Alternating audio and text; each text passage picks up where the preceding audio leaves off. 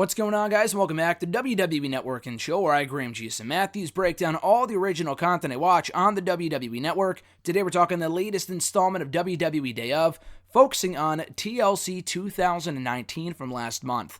This episode actually went up on the network after Raw on Monday, so all of 4 days ago. Feels like a lifetime ago because that was last year. So I could say it went up last year and I would not be wrong. Didn't get a chance to watch it till Thursday just because every day since Monday has been incredibly packed. I was at Raw on Monday.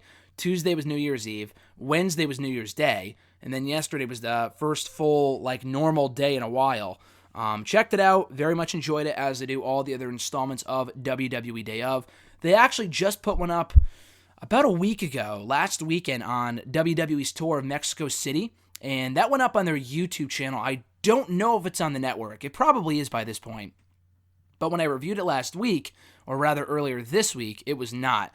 That's only about 5 to 7 minutes in length. It's kind of a mini version of what these WWE Day Ofs are, but it was still very good, so check that out if you haven't already.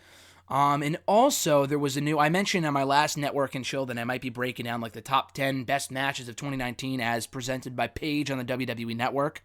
That did indeed air Monday afternoon. I have not yet watched it, but I thought it was a 30-minute special running down the top 10 matches. So what it actually is, that's what it is. It's a top 10 countdown of the best matches of 2019. And I don't know if they're the same matches from WWE.com, or if it's a completely different ranking, if it's just the main roster. I don't know. Either way, it's a full 4.5 hours, because as far as I would understand, it would feature every match in its entirety. So she reveals what the match is at this number in the ranking, and then they show the match. So I'll probably be watching that with Alexis today, Friday, if not at some other point this weekend. It's not really something to review, but if you do want to get my thoughts on what the top 25 best matches of the year were for WWE and NXT and all their other promotions, I did talk about it, the website's ranking, on Wrestle Rant Radio on Thursday, and I probably put up a clip by this point here on the channel with my thoughts on that as well. But anyway, WWE Day of TLC 2019, overall, the show sucked. This was a really good episode. I'm not talking about this episode of Day Of. I'm talking about the pay-per-view itself. It was not a very good show. They had a very good kickoff match with Andrade and Humberto Carrillo. They had a very good ladder match with the New Day and Revival. And then they had a really good Black and Buddy Murphy match. Aleister Black and Buddy Murphy match. Everything else was mundane as shit. It was not a good show. In fact, I thought this episode of Day Of was far more entertaining and enjoyable than the event itself on the whole. They kicked the thing off with Roman Reigns doing lunges backstage. Fascinating.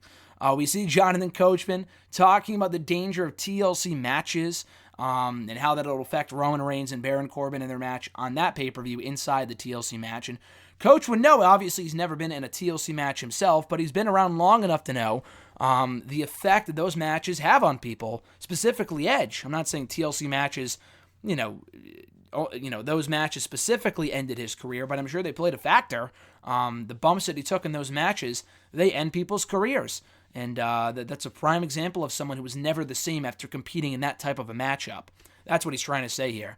He also says that around this time of year in December, with the holidays and the Royal Rumble is kind of a bit of ways off, it's easy to lose focus. But we hear from King Corbin, who vows that Roman Reigns will stay down during their match. We hear from Big E, who says that the ladder match they have coming up that night with the Revival will give them, the New Day, an opportunity to do something unique. And Kofi's like, yeah, we never really had a ladder match before. And he recalls the Las Vegas street fight that they had with the Usos a few years ago on SmackDown. And I was surprised. I mean, maybe they mentioned this and I missed it, or they're not counting it because it was a triple threat. I'm not exactly sure. But they were in a ladder match on this very show 4 years ago at TLC 2015. They were in a triple threat ladder match, tag team ladder match with the Usos and the Lucha Dragons over the then WWE tag team titles, which they actually won. And I know they've, recalled it since then on other shows on WWE's YouTube channel, stuff like that. So maybe they cut that part out, or Kofi just forgot about it. I don't know, but they have been in ladder matches before, that one being an actual ladder match and not a street fight. But anyway, that's merely nitpicking. Roman Reigns talks about his mindset going into the TLC match with Baron Corbin later on in the night. We hear from referee Jason Ayers, who talks about, I think that's how you pronounce his last name. He talks about the safety of the wrestlers in TLC matches. This is probably the first time I've ever heard from that referee. If you see him on the special, you'll know who I'm talking about. By name, you probably have no clue who the guy is. And I don't think I've ever heard him talk other than here. I don't think I've ever heard him talk before because his voice just sounded weird because I'm so used to seeing his face in the matches as a referee, but never really hearing him talk. So I thought that kind of like threw me for a loop there watching that. We hear from Samoa Joe, who was on commentary for the show, and he says, being in a TLC match, it's knowing that you'll hurt later. It's not really the pain you feel in the match itself. The scary thing about entering a TLC match, not that he would really know because he's never been in a TLC match in WWE, but it's the idea. It's knowing in the back of your head that coming out of this, you will never be the same. We hear from Roman Reigns, who kind of echoes Joe's thoughts there by saying, it's one of those situations that just comes with the job. And we hear from fans who are piling into the arena that night, previewing the pay-per-view, talking about what they expect to happen on the show with Roman and Baron Corbin and The Miz and Bray Wyatt and all the other matches on the show. We see highlights of the ladder match with the Revival and the New Day, where the New Day stood tall as still the SmackDown Tag Team Champions. We hear from Jonathan Coachman again, who talks about The Miz versus Bray Wyatt and how Miz has kind of sort of changed during the course of this story with Bray Wyatt and how he's a family man now. He's still got 2 kids at home. If you watch Miz and Mrs., you would know.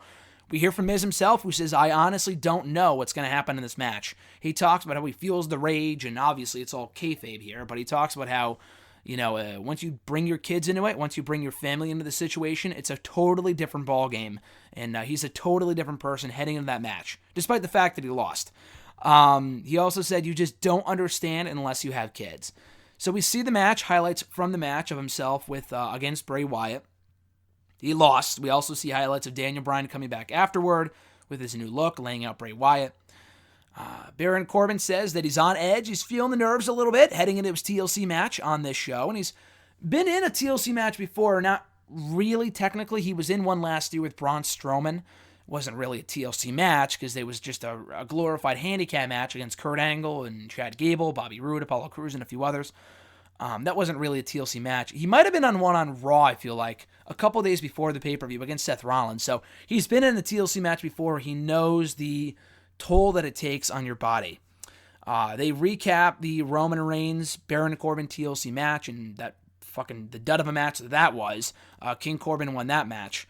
We see Roman Reigns afterward sitting on the steps backstage following his loss, who says, and obviously they bleep this out, but he says, I'm too old for this shit. That's exactly what I was thinking watching this show, watching the pay-per-view a few weeks ago. I'm too old for this shit. That's exactly what I was thinking watching that Raw wedding on Monday between Bobby Lashley and Lana. I'm too old for this shit. Truer words have never been spoken in 2020. But anyway, we hear from Charlotte going into the TLC main event, pitting her and Becky Lynch against the Kabuki Warriors in a TLC match for the WWE Women's Tag Team titles. She says that the risk is higher in a TLC match and says that the more things can go wrong, but more things can also go right.